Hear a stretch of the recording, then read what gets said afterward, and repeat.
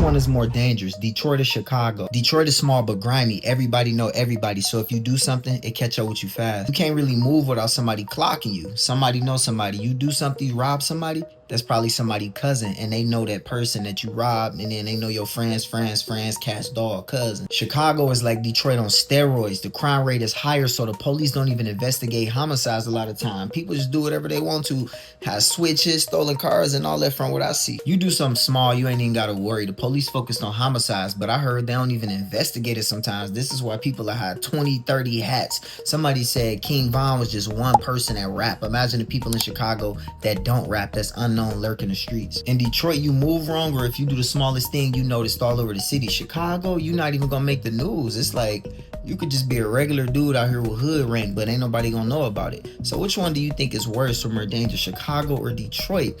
A small town where everybody know each other and they catch up with you fast. A sniper is one of the most dangerous weapons in the world. We all know what just happened with the Charlie Kirk situation, and snipers is dangerous because people shoot from a long distance. You don't got to be up close, so sometimes you don't even see it coming, and then it's large crowds will make it even dangerous. With all these situations going on around the country, really made me think, like, you got the hood running around with Dracos, fully ARPs and switches, and then you got these people that's sniping. You remember the hotel situation in Vegas, these concerts, it's all types of situations where people going out with these snipers. You really can't prepare for it. The only thing I can say is if you go into a big event, don't be all up close to the main person, especially if it's like a polarizing person, because it puts you at risk. Think about that. Anything political right now is almost dangerous. Whether it's a concert and that band make a political statement that the masses don't agree with, it's dangerous. Like, I really don't know how to, like, what would I do? You know, it ain't like I'm just about to stop going to big events, but what would I do in a situation where it can be like a sniper? Like in 2020, I put myself out there when I stopped Detroit from being burned down, and it was a lot of threats I was personally getting. Now, that was one of the most dangerous situations that I've been in, because people was out there with their weapons, people was out there armed, it was a civil unrest, it was all types of stuff. That was after like the passing of George Floyd.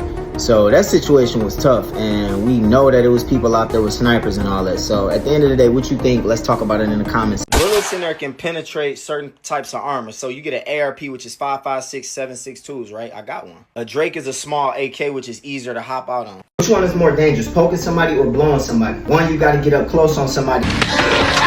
The other one, you can just ride by. Damn!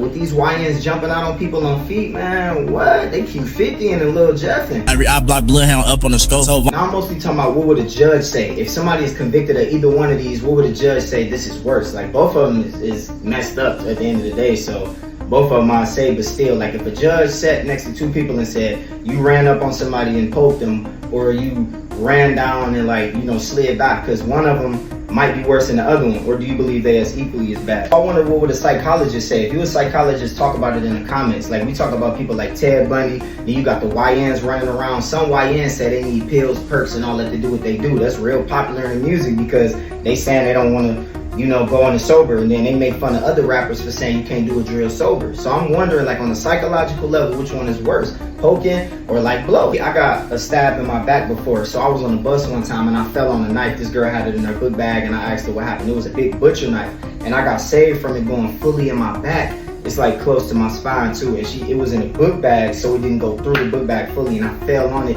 and knocked the wind out of like my lungs. I know somebody who got shot like 13 times and he survived. He said he didn't even know he was shot because his adrenaline was rushing. He was in a shootout. So let me know what you think. Let's talk about it in the comments. And if you want to be a part of these conversations off TikTok and get resources, like can you bring your gun from one state to another one, click the link in my bio to the Discord, and then we get resources and I'll send it to you directly. Most dangerous cars. If you see these cars, run, get out the way. Yeah, that's me getting frisked up by the police for real, but you know, gotta hide the switch sometimes. The Tahoe. Now I know they like nice cars, people driving around, they is sweet, but when you see the ones that look a certain way with the rims, the banging, and them tinted windows, bro, them the strikers back in the day. And speaking of striker, the striker. Getting striker easy, all you need is a pro pad. Bro, look, listen, you know how many rap songs made about them strikes?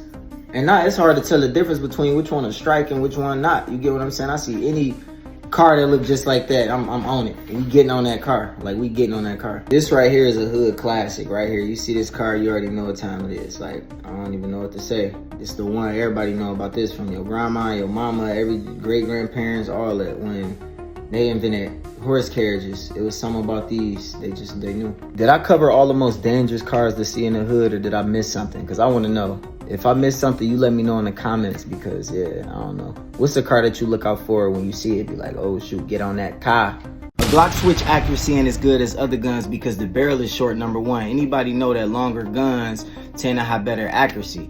Now, I think it's more about the dynamics and the aerodynamics of how it works. So if it's a longer barrel, then I mean, it just come out straighter. You get what I'm saying? And when you launch something like that, the aerodynamics mean that, you know, if it start off a certain way, it'll go straight, versus a shorter barrel, it can fly out a different way. Now that make the most sense to me. And don't tell nobody I learned that on Call of Duty. You know how you upgrade in your class and then you be like, all right, this barrel longer, so then it's more accuracy. But it do make sense to me. This gun is used all over wars across the world, and is used in hoods all over America. This thing is powerful, bullet sharp, it pierce, it'll knock something back. Like, you don't want no problems with this. I had one time, I was a kid, this guy thought we was breaking in his house, and he pulled one of these out, and it had a knife that flick out on the bottom of it and pointed at us. My homeboy was talking crazy, like, you ain't gonna do nothing. I'm like, bro, chill. Went back to get my homie and came back, and my homie knew the guy that pulled this gun on. He's 7. Now this thing is bad. I ain't gonna lie, this thing. Police have released video of 4 suspects wanted in a break-and-enter investigation. You can go to jail if somebody break in your house and you shoot them. Now this is in Michigan. This is called the Castle Doctrine. Now if they running away from you, even after they was climbing in your window, running up on you, and you up the strap on them, and they decided to run away and you pop them, yeah, you going to jail. Now me personally, I ain't gonna lie, you gonna be in fight or flight. So I don't know. What do you think about this law, the Castle Doctrine in Michigan? Like, if somebody in your crib, especially if you got kids, to me it's just like self-explanatory. They'll you know, Swiss cheese them. It's like, how you gonna let your blood stop pumping and adrenaline stop pumping if somebody was just in your crib coming at you? Like, I don't know, some of these laws do be crazy. Like, I'm laying there and then I hear boom, you know, and then all of a sudden I run down and dogs start running away. Like, when I'm supposed to be like, hey, have a good night, you want some coffee, you want a cupcake, you know, that shorty just made, have a good day, buddy, come back again.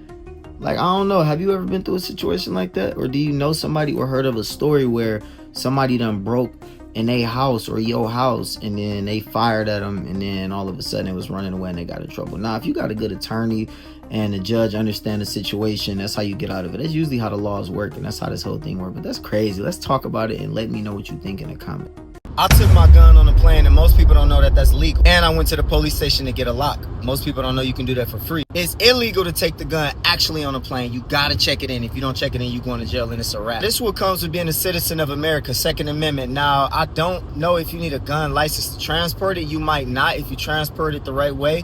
It's better to have your gun license. In Michigan, it's easy to get it. It's called a CPL, Concealed Pistol License.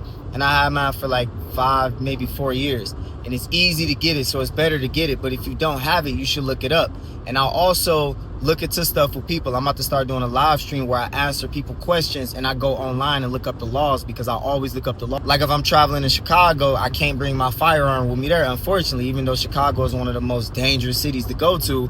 Cities like that usually be cities to where they ban guns from legal owners, and then they give the criminals, you know, whatever, free reign to have guns, and then don't even lock them up when they commit crimes. Think about how many people get caught with Glock switches in Chicago and don't nobody do nothing about it. Even a homicide rate is high in Chicago, and they say the police don't even investigate sometimes because the crime is so high. But at the end of the day, it's best to look up the laws. I look it up for you online. You can find that in my Discord link in my bio. All you got to do is go in there and tell me that you're there for the gun laws, and I'm going to add you to a different group so where we can talk about